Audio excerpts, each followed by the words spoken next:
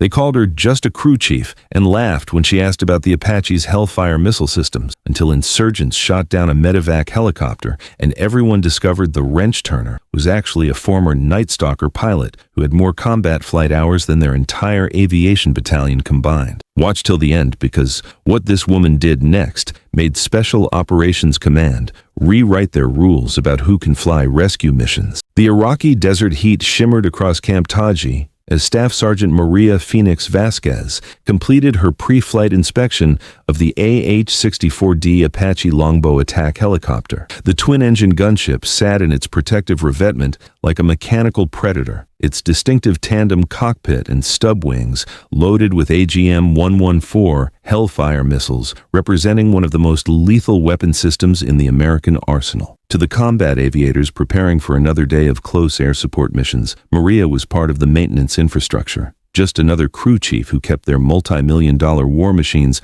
mission-ready while they delivered death from above to insurgent forces. At 29 years old, with dark hair pulled back under her maintenance cap and the compact athletic build of someone who'd spent years climbing over aircraft structures in desert conditions, Maria moved through her inspection routine with practiced efficiency. Her olive drab coveralls bore the chevrons of a staff sergeant and the insignia of aviation maintenance, and she carried herself with the deliberately professional manner of someone focused entirely on mechanical perfection rather than combat operations. What none of the cocky Apache pilots knew was that Maria's intimate knowledge of attack helicopter systems came from years of flying the most dangerous missions in military aviation history. What they also didn't know was that Chief Warrant Officer 4, Maria Phoenix Vasquez, had more than 480 hours in AH-64 Apaches, earned during some of the most classified direct action missions with the 160th Special Operations Aviation Regiment, the legendary Night Stalkers. Her crew chief assignment wasn't a career change. It was the perfect cover for investigating a series of maintenance failures that had grounded 4 Apache helicopters over the past 3 months, failures that appeared too systematic and specific to be coincidental. "Hey, Grease Monkey," called out Chief Warrant Officer 2, Jake Morrison, a brash 28-year-old pilot from Texas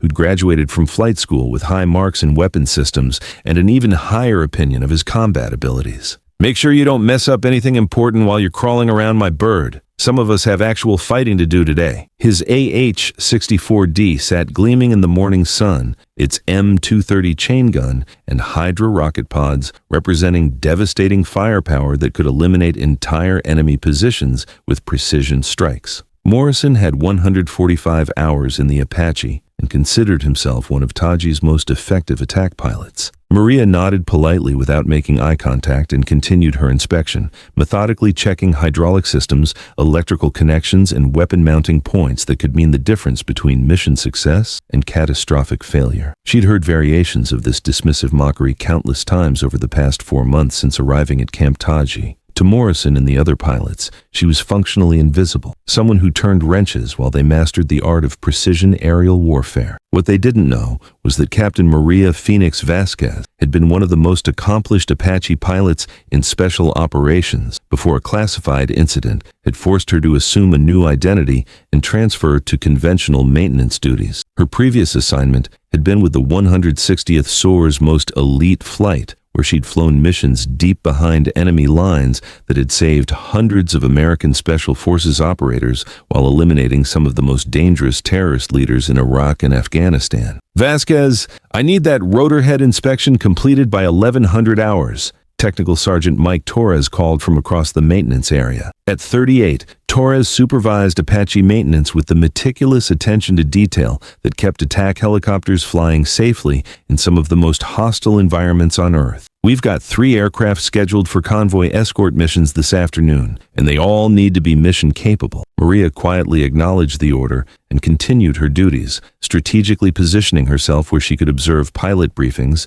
and maintenance procedures without attracting attention. Her cover job provided perfect access to aircraft systems, mission planning, and pilot conversations. Exactly the kind of comprehensive information that someone sabotaging Apache operations would need to cause maximum damage while avoiding detection. The morning flight schedule called for close air support operations along the dangerous route Tampa, a supply corridor where insurgent forces had been increasingly effective at ambushing American convoys with improvised explosive devices and rocket-propelled grenades. 2 Apaches would provide overwatch for a medical evacuation convoy, ready to deliver precision firepower against enemy positions while protecting vulnerable transport helicopters. It was exactly the kind of complex, high-stakes mission Maria had flown dozens of times during her special operations career, when she'd been responsible for developing many of the tactics now used by Apache pilots throughout Iraq. Chief Warrant Officer Morrison reviewed his mission briefing with the swagger of someone who'd never had to make split-second life-or-death decisions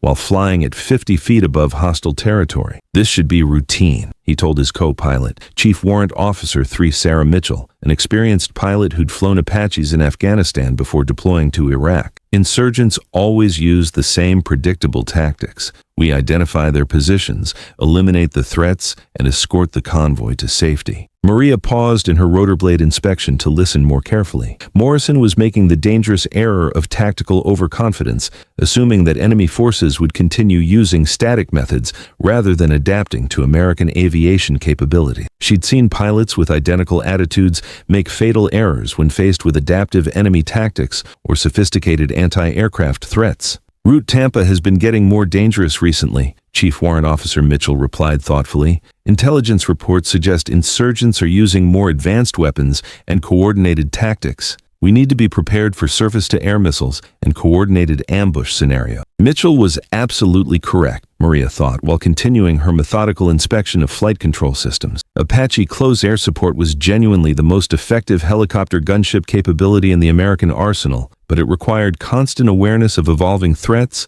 precise coordination with ground forces, and intimate knowledge of enemy adaptation patterns. Most pilots learned these skills through simulation and controlled training exercises. Maria had learned them in actual combat where tactical errors meant dead American soldiers and lost aircraft. As the 2 Apaches prepared for launch, Maria continued her maintenance duties, positioning herself in the operations center where she could monitor radio communications and observe mission coordination procedures. Her cover assignment gave her access to flight schedules, weapon loadouts, and tactical communications, exactly the kind of detailed intelligence that someone systematically compromising Apache operations would need to coordinate enemy ambushes. The 2 Apache longbows launched precisely at 0930 hours, their twin General Electric T-700 engines producing 1,890 horsepower each as they headed toward the dangerous terrain where American medical convoys operated under constant threat of insurgent attack. Maria watched from the maintenance area, her experienced eye automatically noting the subtle differences in each aircraft's performance during the critical takeoff phase. Years of special operations flying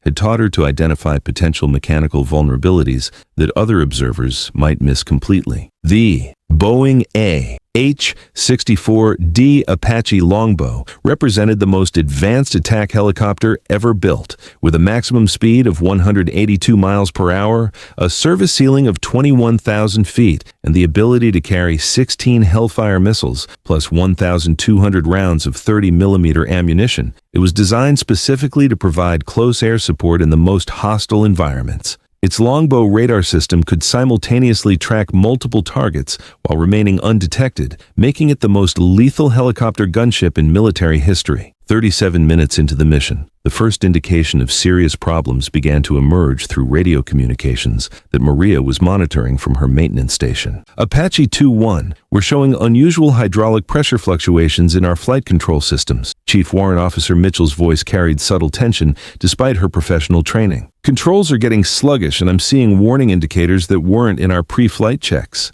Maria's blood ran cold as she recognized the symptoms. She'd encountered this exact system failure before, during a classified mission in Afghanistan, when sabotaged hydraulic fluid had nearly caused her Apache to crash during a high-threat extraction operation. The symptoms indicated deliberate contamination of the helicopter's flight control hydraulics, a condition that would lead to complete loss of control within minutes. Apache 2-1, your aircraft parameters look normal from here, Chief Warrant Officer Morrison called from the lead helicopter. Sometimes the hydraulic monitoring system shows false readings during high-stress maneuvering. Continue with the escort mission. But Maria knew with absolute certainty that Morrison was wrong. The combination of pressure fluctuations and control sluggishness indicated a specific type of hydraulic system failure that she'd encountered before, one that required immediate emergency landing procedures to prevent catastrophic mechanical failure and loss of aircraft and crew. Maria stepped closer to the radio equipment in the operations center,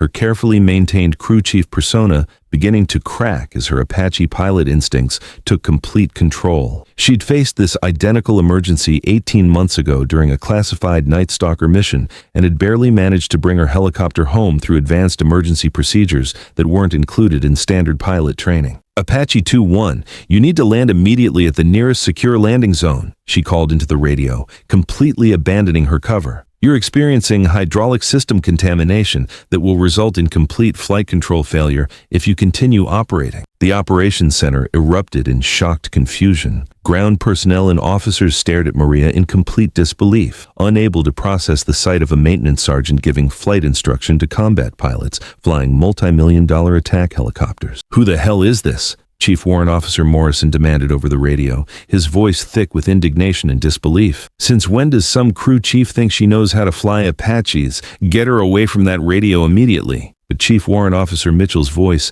cut through the mockery and confusion, tight with sudden, genuine concern, as her aircraft's control systems continued to deteriorate. Operations. My flight controls are definitely getting worse. I'm losing hydraulic pressure in both primary and backup systems. This doesn't feel like a false alarm. Maria grabbed the radio handset firmly, despite the shocked protests and attempted interventions of the operations center staff. Apache 2-1, immediately configure for emergency auto-rotation landing. Reduce collective pitch, maintain 65 knots, and prepare for single-engine approach to forward operating base Liberty. Do not attempt any aggressive maneuvering or weapons delivery. Security, get that maintenance worker away from flight operations immediately. Major Davis barked from the command desk, his voice carrying the authority of someone responsible for combat aviation safety. But before security personnel could respond, the situation deteriorated dramatically. Apache 2-1, declaring in-flight emergency, complete hydraulic failure. I've lost all flight control authority and I'm going down. The operations center fell into stunned silence, except for the sound of Mitchell's labored breathing and the electronic warning tones from her aircraft transmitting over the radio. At 800 feet above the hostile Iraqi desert, she was now flying a powerless attack helicopter with extremely limited options for safe landing in an area crawling with insurgent forces. Maria pushed past the security personnel who were moving to restrain her and took complete control of flight operations. Her quiet, carefully maintained crew chief demeanor vanished entirely, replaced by the calm, absolute authority of someone who'd faced this exact life-or-death emergency multiple times before. Apache 2-1, this is Phoenix, she said, using her old special operations call sign for the first time in 2 years. I've been through this exact emergency before, and I'm going to talk you through the auto-rotation sequence. Listen to my voice carefully and execute my instructions precisely. On the other end of the radio transmission, Chief Warrant Officer Mitchell's extensive training immediately kicked in, despite the terrifying circumstances. The call sign, Phoenix, was absolutely legendary among Apache pilots, a Night Stalker ace who'd conducted some of the most dangerous and successful special operations missions in recent military history before mysteriously disappearing from active flying status. Phoenix, is that really you? Mitchell's voice carried a mixture of desperate disbelief and sudden hope. I thought Phoenix was killed in action during a classified mission in Afghanistan. Focus completely on flying your aircraft, Maria replied with the steady confidence of someone who'd survived the unsurvivable. Apache auto-rotation requires precise airspeed and collective management. Maintain 65 knots, keep your nose slightly low, and prepare for touchdown at the last possible moment. In the operations center, Major Davis stared at Maria with dawning recognition and growing shock. The call sign Phoenix belonged to Chief Warrant Officer 4, Maria Vasquez, the most accomplished Apache pilot in 160th Special Operations Aviation Regiment history, who disappeared from active duty after a classified incident that had resulted in multiple enemy targets eliminated and several American Special Forces teams successfully extracted. Vasquez, Davis whispered in disbelief. Maria Vasquez? but you were reported transferred to classified assignments after your special operations tour was completed. Maria ignored his recognition completely, her total attention focused on guiding Chief Warrant Officer Mitchell through the emergency with the precision and confidence that had made her legendary among special operations aviators. Apache 2-1, I need you to identify the largest open area within your glide range and prepare for emergency landing. Avoid any areas with visible insurgent activity or potential ambush positions. Phoenix, my best option is a small clearing about 2 clicks south of my current position, but it's in an area known for enemy activity, Mitchell replied, her voice steady despite the life-threatening circumstances. That's acceptable, Maria said with absolute confidence. Once you're on the ground, Apache 2-2 can provide cover while extraction assets respond to your position. Focus entirely on the auto-rotation sequence. For the next 8 agonizing minutes, Maria talked Chief Warrant Officer Mitchell through the most challenging emergency landing of her military career. Using advanced techniques she'd developed during special operations missions that pushed the Apache beyond all published performance limits, Maria guided the powerless attack helicopter through a flawless auto-rotation landing in hostile territory. The emergency landing required Mitchell to manage rotor energy with surgical precision, trading altitude for rotor RPM while compensating for wind conditions and terrain obstacles. Maria's guidance was so precise and confident that it seemed almost supernatural to the officers monitoring the emergency. When Mitchell's Apache touched down safely in the clearing and came to a complete stop, the operations center erupted in spontaneous cheers and applause, but Maria simply set down the radio handset and walked calmly toward the maintenance area exit, her cover thoroughly blown and her investigation completely compromised. Major Davis caught up with her near the hangar entrance, his expression mixing respect, amazement, and demand for answers. Vasquez, we need to talk immediately. Maria stopped walking but didn't turn around to face him. My name is Maria Vasquez. I'm a crew chief assigned to Apache maintenance. Cut the cover story, Davis said firmly. I know exactly who you are. Chief Warrant Officer 4, Maria Vasquez, call sign Phoenix, the most accomplished Apache pilot in 160th Special Operations Aviation Regiment history. You were supposed to be assigned a classified program. Finally, Maria turned to face Major Davis directly. For the first time since arriving at Camp Taji, she stood with the full bearing and unmistakable presence of the elite special operations pilot she actually was. Being officially transferred to maintenance duties has significant operational advantages, Major. It allows you to investigate sabotage and security threats without being detected or compromised. Davis's expression shifted from confusion to rapid understanding. You're here on a counterintelligence mission. The hydraulic system failures that have grounded 4 Apaches over the past 3 months weren't coincidental mechanical problems, Maria explained with professional precision. Someone with access to maintenance procedures and aircraft systems has been deliberately contaminating hydraulic fluid with corrosive additives, causing flight control failures that appear to be random equipment malfunctions. And you've been working undercover as maintenance personnel to identify the saboteur. Maria nodded confirmation. Crew chiefs have unrestricted access to aircraft systems,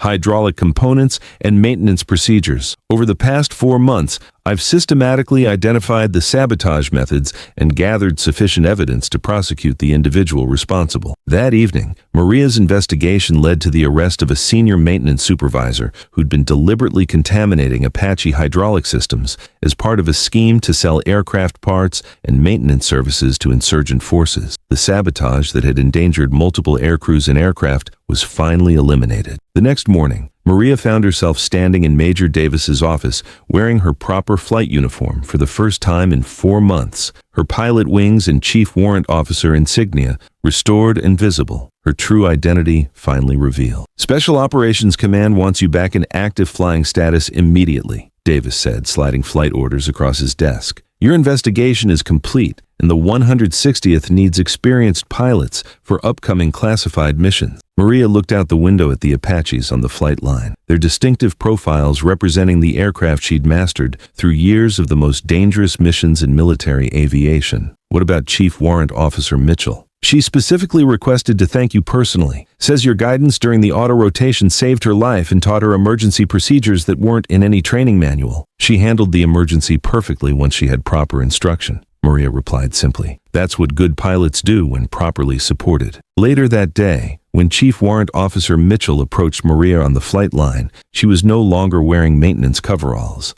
She stood in her proper flight suit, bearing the wings and insignia of one of the Army's most elite Apache pilots, her true identity finally revealed. "Chief Vasquez," Mitchell said, extending her hand with genuine respect. "I don't know how to properly thank you for saving my life and my aircraft. By being the kind of pilot who would provide the same level of expertise to others when lives are at stake," Maria replied, shaking her hand firmly, "and by remembering that the person maintaining your aircraft might know more about flying it than you do." Over the following weeks, the story of the crew chief who saved an Apache pilot became legendary throughout the aviation community at Camp Taji. But for those who knew the complete truth, it served as a powerful reminder that heroes don't always wear obvious uniforms, and the most critical knowledge often comes from the most unexpected sources. Chief Warrant Officer Morrison, who dismissively called Maria "grease monkey" and questioned her expertise, quietly requested additional training on emergency procedures and aircraft systems. He couldn't face the daily reminder that someone whose knowledge and experience so completely surpassed his own had been dismissed as a mere maintenance worker, and whose expertise had just saved a fellow pilot's life. Chief Warrant Officer 4. Maria Vasquez returned to active special operations flying, but her undercover investigation had taught her something valuable about perception, respect, and the nature of true expertise. Sometimes the most important work is done by people others choose not to see. And real competence doesn't require recognition to save lives and serve the mission. The Apache program continued with enhanced security procedures, protected by improved maintenance protocols, and guided by pilots who finally understood that flying attack helicopters requires more than just weapon systems knowledge. It requires respect for the people who keep those aircraft mission ready and understand their capabilities better than anyone else.